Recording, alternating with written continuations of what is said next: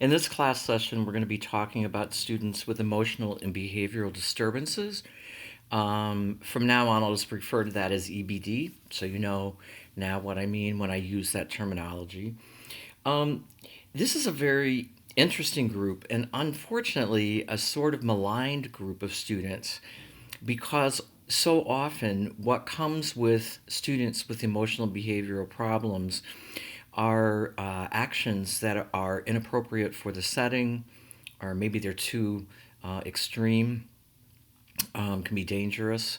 And so, oftentimes, when you hear, for example, that you have a student who is coming who has EBD, I've heard teachers and others say, "Oh my God, like this is going to be horrible. We have an EBD coming," and I really strongly urge you not to make any assumptions without meeting the student first, because there are all kinds of issues involved in the diagnosis, the assessment, the treatment.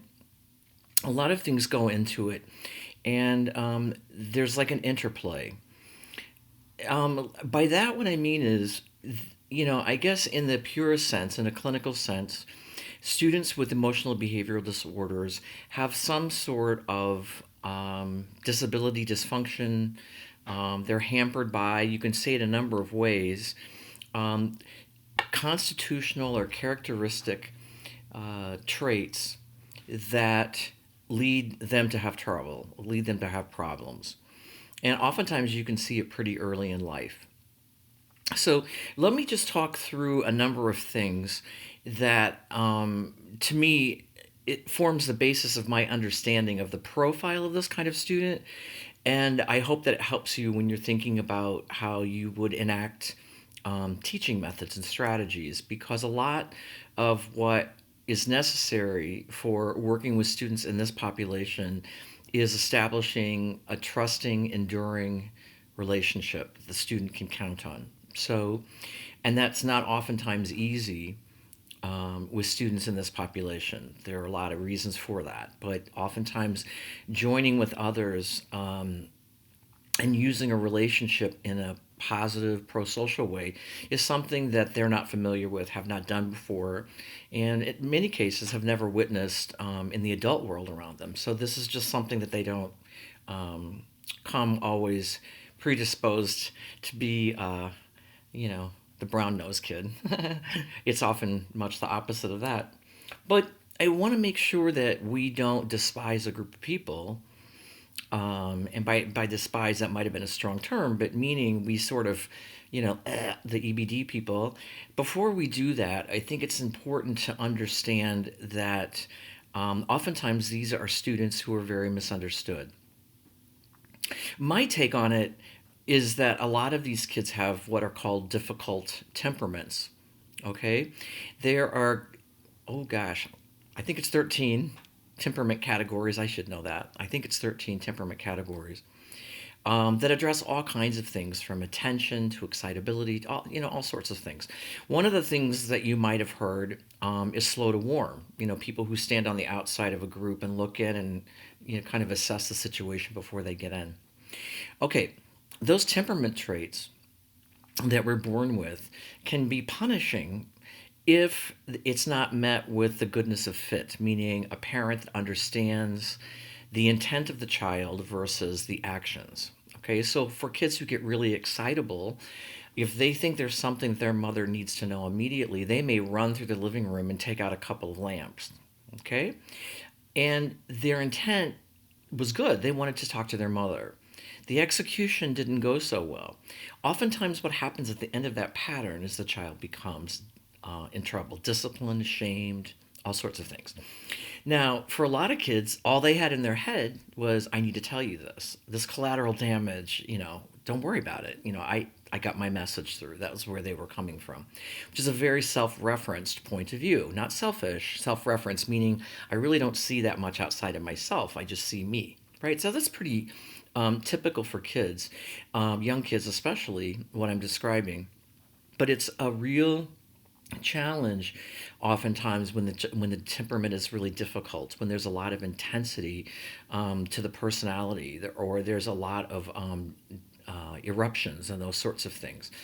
A lot of that temperamental composition, the way that we all come into the world with a temperament kind of trait, is one that leads to a number of things that cause great difficulty for these guys.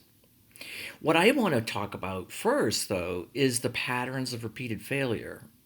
So these students, oftentimes from preschool on, have been shamed and negatively noted for being off track. Okay. Now, don't get me wrong. I don't think that a child can harm people or just terrorize the environment while we just sit and understand. That's not what I think at all. It's nothing like that. Rather, it's that we help students understand the intent of their behavior. I wanted to tell my mom, right? Versus what happened. And when what happened, lamps broken. Let's just use that as an example. Lamps broken. It's like you're going to have to save, $1 a week of your allowance until you can pay for the lamps because you got so excited you broke the lamps. The two have nothing to do with each other. But those things are not often separated out for kids. They just aren't. And for kids who just kind of go, yeah, what the heck, mom and dad are in charge or whatever, and just walk away, they tend to fare okay. But for kids who have intense personalities, it's terrible because now this kid who thought he was doing something good, for example, is feeling all ashamed and really upset, and mom's really mad, and that's scary, right? You build these patterns, and they go on and on and on and on, and most of these kids come to you with a lot of negative noting, a lot of it. Stop, don't, no. Why do you think you can? Or, who do you think you are? There's a lot of negative noting that goes into their lives. So when I say things like, I think you might need to focus, well, I don't think you might, you do need to focus on the relationship. I guess what I should make clear is by relationship, I don't mean friendship, obviously, right? Or even nice. I don't even mean that. What I mean by a relationship is one in which I have the power because I'm the teacher, and this student or students learn to utilize me in a way that makes my power beneficial rather than negative. Okay, that's what we really want. I had a student one time who said to me, "It's like Mr. Melton, all you want to do is have us suck up to you." And I said, "Exactly. That's exactly right. Yeah, suck up to me." And I say that not from my ego, like I think I'm cool. I say it from the standpoint of you're going to be sucking up to a wife that you're mad at sometime. You're going to be sucking up to a lot of bosses. Sucking up is a really important skill in life. Yeah, so suck it up, right? So the idea of a practical relationship is what I'm talking about, is where one learns to utilize another person pro-socially.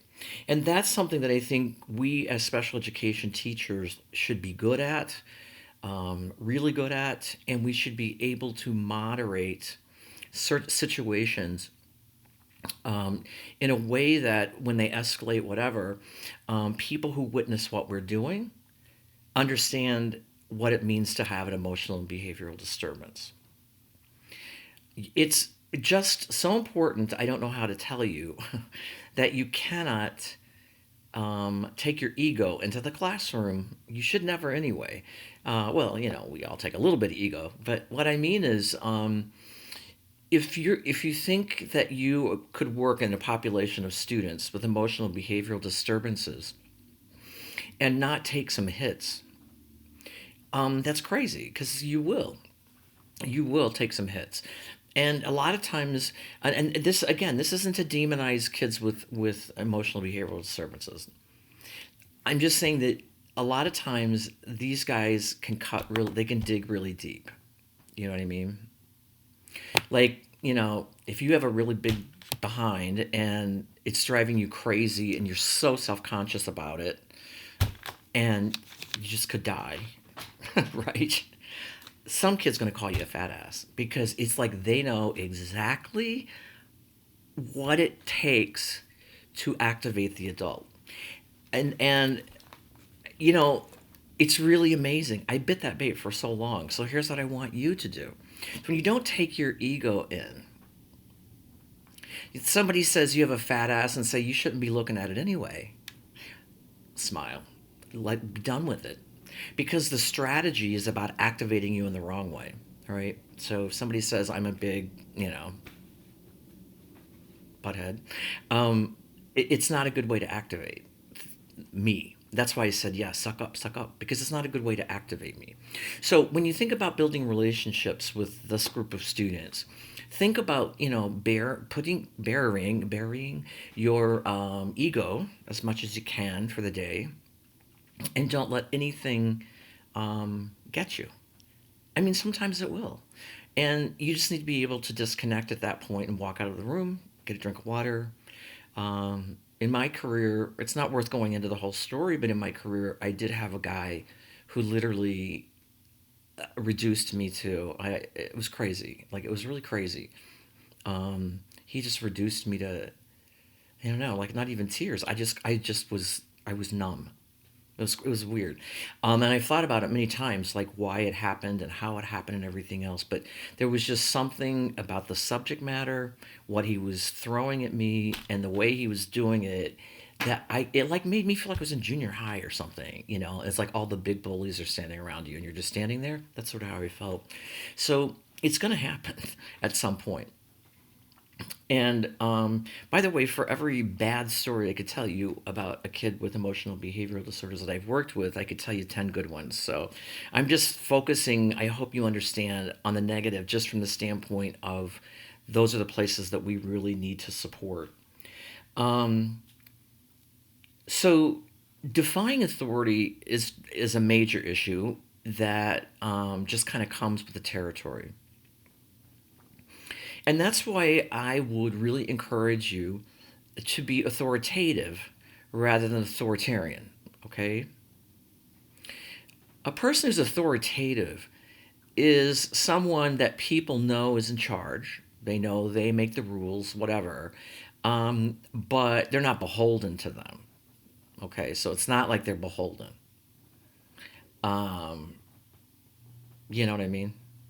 When you get to authoritarian, it's kind of like beholden. It's like I make the rules. You lick my boots. That's like start to say lick my boots. You've got it going on when you're that guy, and those authoritarian kinds of environments, in my estimation, don't work well at all for people in this population. But you see this a lot. It's a lot like the military, okay? Like in the military, nobody really gives a crap, right? Like you do it, and if they tell you to do it 10 times more, you do it 10 times more, okay? It's appropriate for the military. There are places where we need authoritarian rule because otherwise there would be chaos.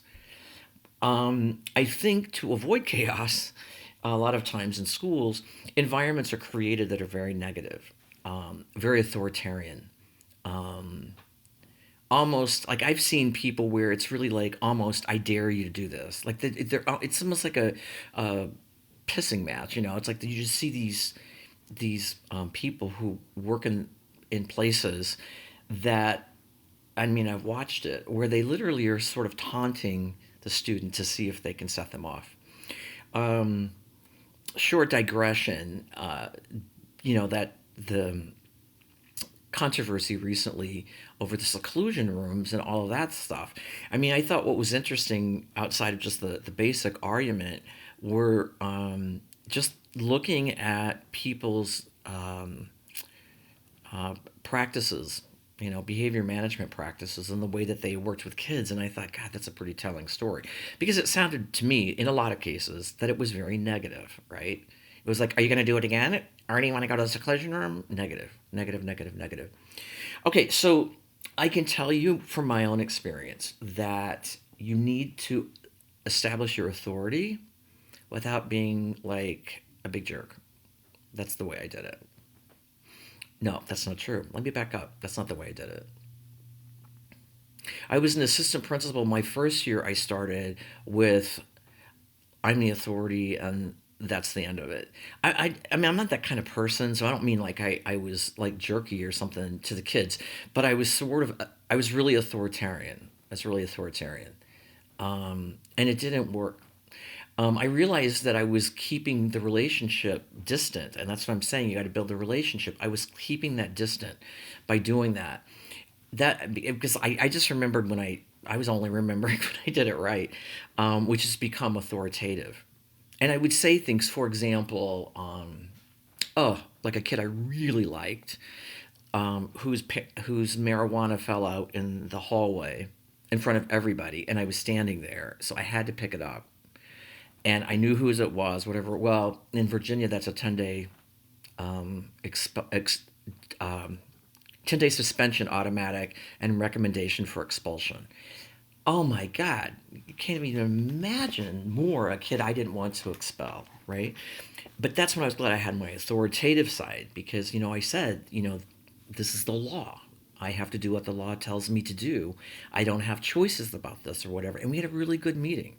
And I don't think he would have handled it as well um, if I hadn't done authoritative, which to me is, like I say to kids sometimes, it's okay if you boss, but be a friendly boss, okay? I think I'm kind of a friendly boss. And I've just found this to be a much better way to work with students in this population. Um, so much of what they're bringing to you is based in fear and anxiety. And I think I probably got best at what I did when I saw a kid one day go through something where literally I thought he was going to beat me down, and by the end he was crying. And I had this thought like, I'm working with preschoolers who know how to use swear words. That's what this is. So instead of going, mommy, mommy, mommy, they're going, F you, F you, F you.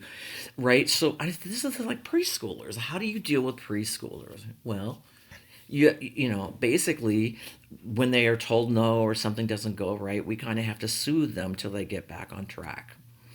And that's when I started learning that when I was working with people who had really difficult temperaments or their lives had been hard, whatever, there was so much fear and anxiety in these people, and shame too, feeling very uh, not useful, not worthwhile, not smart, all sorts of things. So my point in bringing that forward, the fear and anxiety, is for you to think about that as a place of support, that you want to help them be less afraid. You want to help them take chances to do something different. You want to help them relax over troubling ideas because those are the things that are going to help them really be available to the curriculum. And that's really what we're doing. We're trying to make everybody available to the curriculum. So if in this case it's students with EBD, making them available to the curriculum is reduction in fear, reduction in anxiety. Oh, and a big one, reduction in conflict. You know, I was thinking about a kid the one day who came in and I said, "Hey, how you doing?" Or like this, and he's like, "F you," and I'm like, "Okay, just try it again." And he goes, "Ugh, good morning." I'm like, "That's so much better, thank you."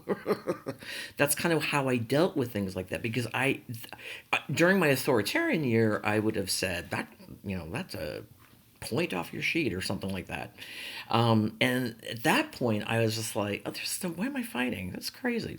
That's stupid. It's like a little kid going, nah, nah, nah, nah, right? Same idea.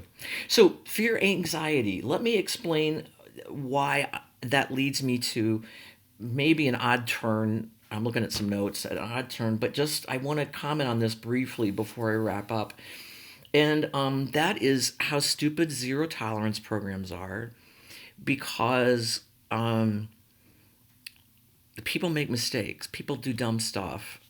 Um, I don't know if you've ever done it. I was trying to think if a mistake I've made in my life that was like so stupid because it was impulsive. Like it was just so stupid. I can't think of one now, but probably there's several. Um, and when I think about that kind of thing, like if I'd been caught, not that it was illegal, I guess, but the idea that if I'd been caught, I would be in prison or whatever. It's like, oh my God, my whole life would be ruined by this one impulsive thing. That's why zero tolerance just does not work. I don't know who came up with it. I don't even understand why they thought it might be helpful, but whatever. It's not good, and it's particularly not good for kids in this population because they tend to make mistakes. They're learning, and oftentimes they're delayed developmentally. You should have read that in the chapter. They're delayed developmentally, they're emotionally delayed. Oftentimes, they don't have the coping skills of their peer group. There's all sorts of things that set them apart, and these lead to this increase in anxiety and this fear that oftentimes they possess. And what's hard about it is like fear, for example. It's hard to see fear when you're looking at somebody who is telling you to F off. It's hard to see fear. But I want you to keep that in your mind. Because the guy I told you about, who I looked at and went, wow, I'm dealing with a toddler, after a series of stuff, in the middle of something, just started bawling. And I said, what? I mean, like, and this guy is tough. Like, that he was bawling was just like, you got to be kidding me. And then he started saying, how would you feel if you were 4 years old and your daddy was beating your mama? Okay, I don't know how I would feel. I really don't know how I'd feel. I kid you not. Probably 30 minutes before that or something, it was one of the few times I really was scared, like I was going to get taken down. Like I was getting scared because he was so angry and so upset. And by the way, he had quite a long rap sheet, so it wasn't like he was, new to the system. He had a lot of stuff going on, and it's the only time I was kind of scared. So I know it sounds like this big dramatic story. It just kind of turned out to be one like that, where I was just literally scared, and all of a sudden I got this guy bawling. Like, how would you feel when you were 4 if you saw your daddy beating your mama? I'm like, that's a lot of fear. Yeah, that's a lot of anxiety. But he defied authority, and that was like one of the reasons that he got in trouble all the time. And what I've kept thinking about is if authority figures act like zero tolerance cops, they're not going to make a relationship with you. Or if they do, it'll be a relationship of convenience, meaning I'll use you or whatever for what I need and then I'm out. There's no commitment, okay? Which, by the way, is how criminal minds come about. I'll make an arrangement with no commitment. I'm not kidding. It's important to think about the bad places sometimes this kind of thinking can lead to. Other than zero tolerance, I really hate reward programs. I am the biggest hater of reward programs. And in every class I talk about this, I just can't seem to get across why it's a problem. But I'll just say a couple of 3 things about it in this context of EBD kids. You want to make sure that the reward program is actually rewarding, and you want to make sure that you've agreed upon, clearly agreed upon behaviors and things that you're going to work on, that kind of thing. And the last one, and nobody ever does this, is to say, when do you plan on ending it? When do you think you won't need these stars anymore?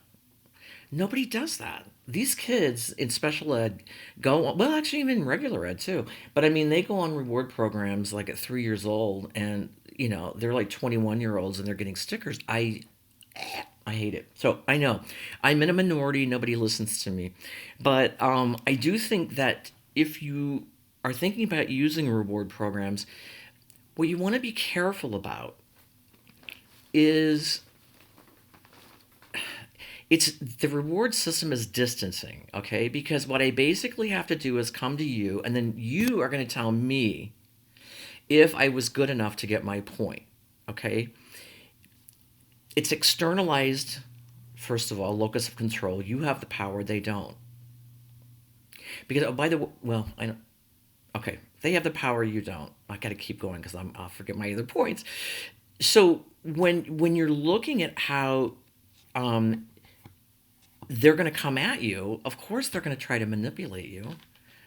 Yeah, it was really good. Right?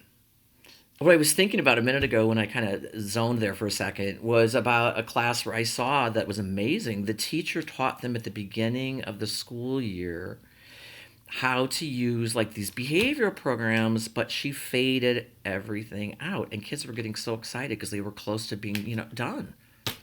I mean, I don't mean they didn't like stickers still and all that stuff. My point is, when we do reward programs, we generally are using this arbitrary thing. No, you did not follow rules. Yes, you did follow rules. I said no. We tend to follow some arbitrary thing for which you have all the power to determine whether this person did this or not. Okay? And it automatically sets up a conflict. I'll explain what I mean. Like, for me as a kid, there's several times I can think of. I mean, and they're fresh in my memory at this age, where I was called out for something I didn't do, but the teacher wouldn't let it go, and like I was in trouble, right?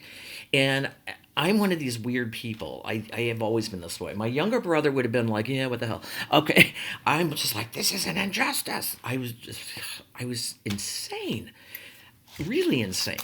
Have you ever felt like that at all, where you got called out and you had no voice, nobody listened to you, whatever? That's how most of these kids feel all the time. That's how they feel all the time. So when you're sort of taking their voice away by saying, "I'm the one who decides this because," you're kind of authoritarian again, really. I just choose to believe that students, um, with EBD and people in general, I just choose to believe that people can work for their own intrinsic reward. I really believe that. I don't mean that there's never external reward, okay? I mean, there's a lot of external rewards that I really like and I really want to keep around. But pretty much people work for a reason, to support their family, to, something that they're really interested in or following in their mother's footsteps, all kinds of reasons. So when we think about this population of learners and we think about how they organize themselves and how they conduct themselves and whatever, right? Just keep coming back to him dealing with the fearful and anxious group of people who fronting me. Okay? One last comment. Um, just make sure that you pay attention to the work about internalizing and externalizing behaviors. Um, because earlier, when I was talking about, when we see someone afraid, or I'm sorry, if you're somebody's in your face telling you to, f off, and it's like you don't see fear from, I mean, you don't see them being fearful, I should say, right? We often see fear in quiet, like, and it's usually girls, not always, but usually girls, who are more quiet, they're withdrawn, they're kind of sad, whatever. They can be overlooked, don't get me wrong, but oftentimes people will be much more ready to help them than they will a screaming boy, because he's bad. She's sad. He's bad. It doesn't work that way. He's sad too. He's just showing his sad. Like, think of the guy, my daddy beating my mama. He's just sad, 4-year-old style or whatever. That's how he does sad. See what I mean by that? So, okay, enough on it. I just pay attention to externalizing and internalizing, because a lot of times we notice, it's not that we don't, it's not that we notice. A lot of times we are more prone to think. That's what I want to say. We're more prone to think of, like, mental health intervention for the sad girl than we are for the mad boy. That's kind of get the idea. Okay. All right. Okay. Oh, last but not least, just make sure that you understand, um, the manifestation determination evaluation, the MDE. Those are, well, that term encompasses a set of processes and laws for addressing the intent of someone's behavior, so that when we're looking, like, at something, let's say, well, I'll just give you one. I'll give you one. I had a student, who had autism, and he went up to a girl and a bunch of people, and he said, "You have beautiful breasts." Okay, and everybody was like, "Ah, right, right." Okay, so clearly, any typical student would have been suspended. This was a kid on the spectrum. He had Asperger kind of thing. Anyway, my point is, as he described to me, this is when I felt like a parent when your words come back to you. He was like, well, Mr. Mark, you're the one who told me to tell her something I liked about her, which is what I said, but I didn't think he would say I like your breasts.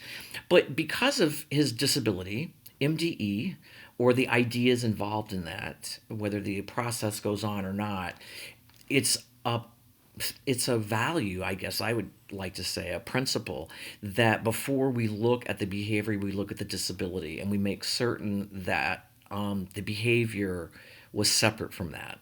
Okay, so if I misunderstand things or whatever, like this guy did, that's one thing. If I come in with a gun, that's another thing. So you understand it if you've read that material. But I just think in this area of disability, this is probably the most I don't know, for me anyway, when I think of the MDE, I think of this population of learners. Just so make sure you've taken care to understand that evaluation process. And I think when you see it again, it'll remind you of why it would be important here. Okay, I hope this finds you all well. Take care.